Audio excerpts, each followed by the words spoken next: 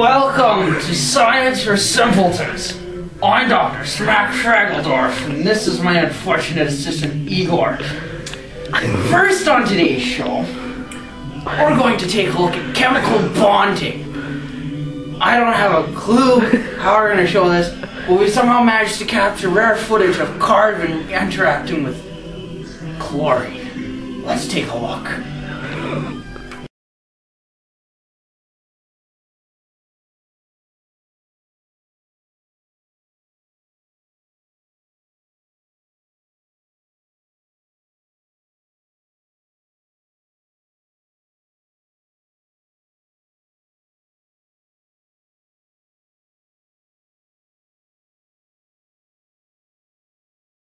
Wasn't that interesting, seeing how chemicals interact with one another? But for something on a little more enlightening subject, let's take a look at these chemicals here in the first column of the periodic table of elements.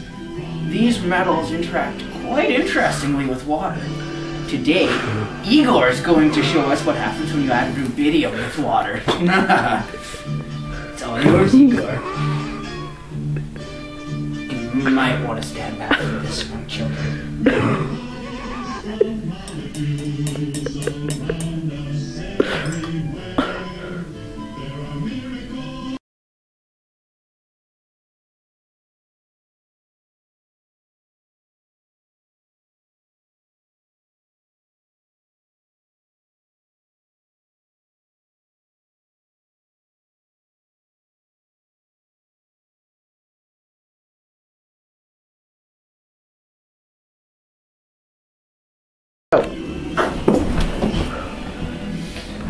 I told you it was an explosive experience.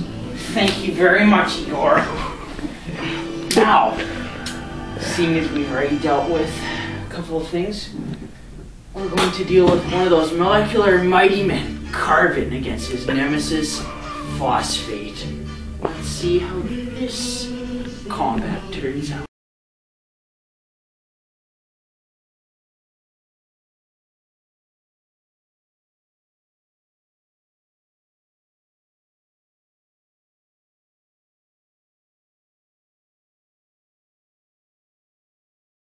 I don't know about you, Igor, but I was definitely cheering for carbon in that one. I was glad to know that I was correct.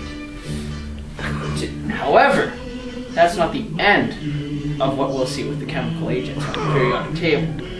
Now, we're going to look at those royalty of the elements, these noble gases, who, like royalty today, prefer to stick solely to themselves. Let's take a look as we see how argon and krypton react with tin and strontium. It's all happening right in here.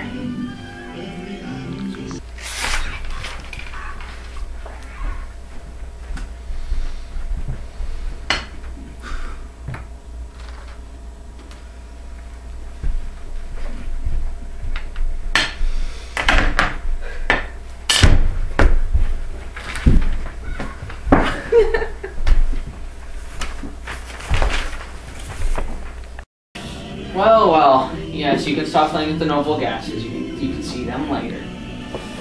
Now, when we see chemical bonds, the problem seems to be separating them, unfortunately, once they're combined.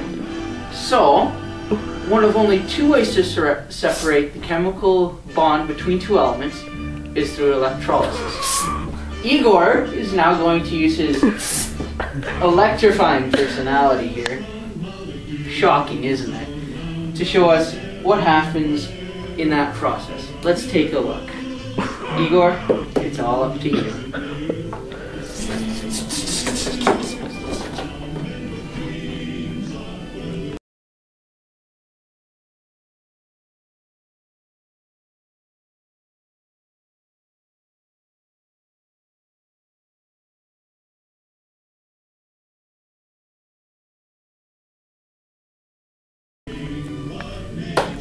Well, that's electrolysis in a nutshell.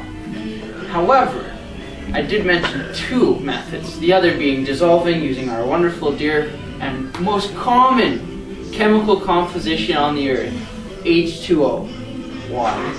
Let's see how chlorine and sulfur react when water is added to them.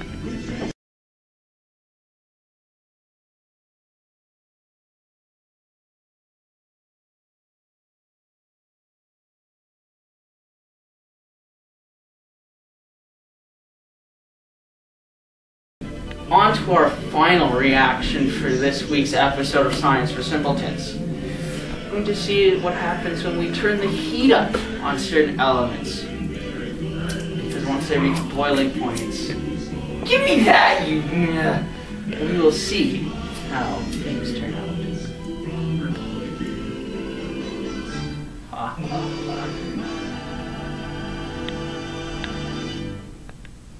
And you can cut.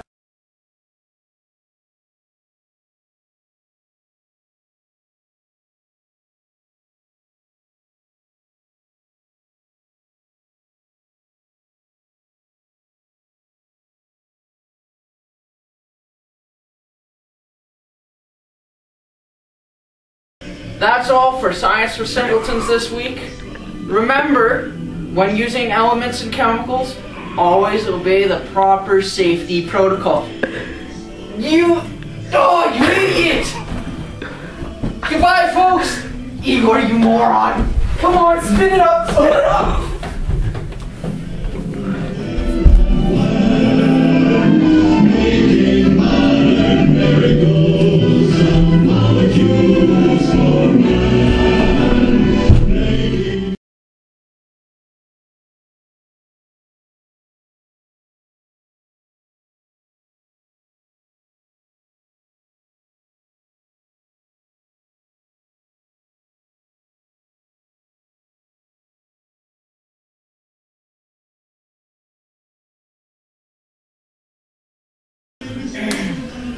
What the crap do I